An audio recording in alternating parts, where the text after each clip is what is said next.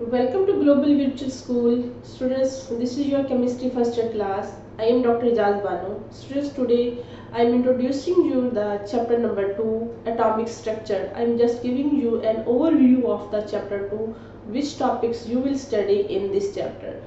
Its major topics are discharge tube experiment. Students, in discharge tube experiment, we will learn what is discharge tube. Discharge tube is also called a cathode ray tube because cathode rays were first identified in this discharge tube. We will learn the conditions for discharge tube experiments and we will discuss the properties of the cathode rays. After that, we will also calculate the charge of electron and mass of the electron. And secondly, we will study the discovery of the proton. Then we will look into the discovery of the neutron, discovery of the nucleus.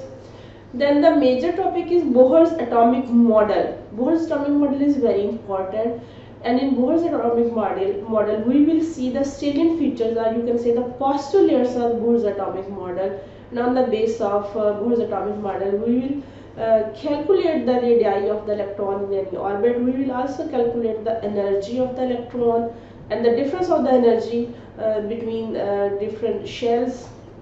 We will also calculate the frequency and wave number of the electron in a given orbit.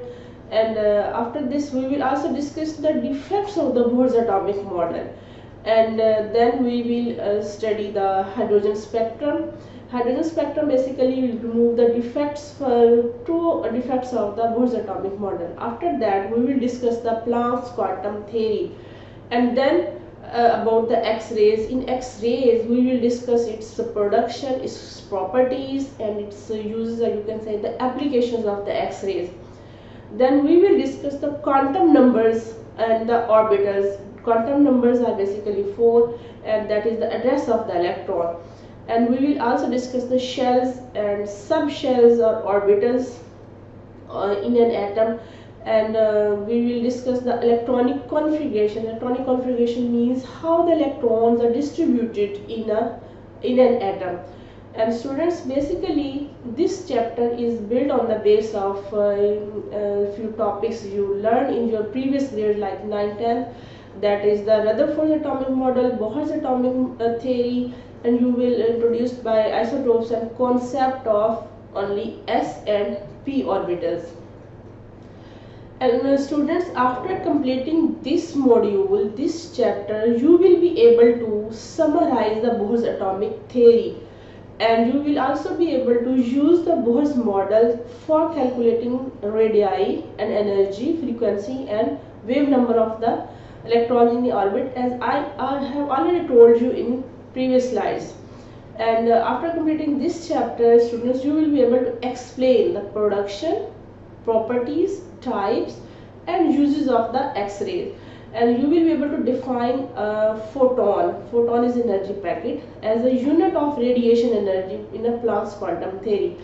And you will be able to explain the significance of quantized energy of the electrons. Quantized energy of the electrons means electrons, when remain in a particular shell, they have a fixed energy. When they move from their own shells from to higher or lower, then there is a absorption or release of the energy. As well as they remain in a particular shell, they have a fixed energy.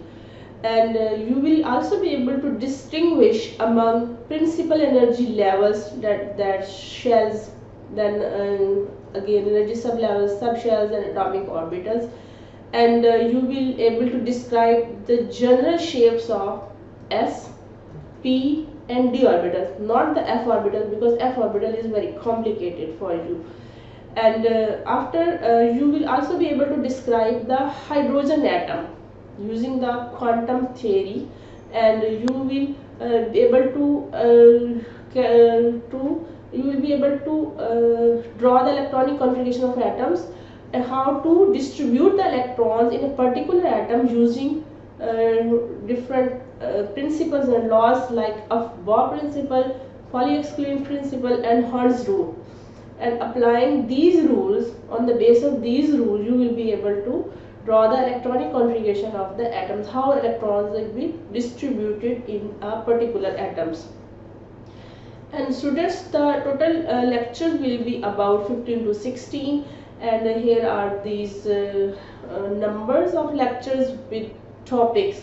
And hopefully after completing this chapter you will be even have a even more concept clear about the structure of the atom, its behavior, and its energy of the electrons, and all the associated properties.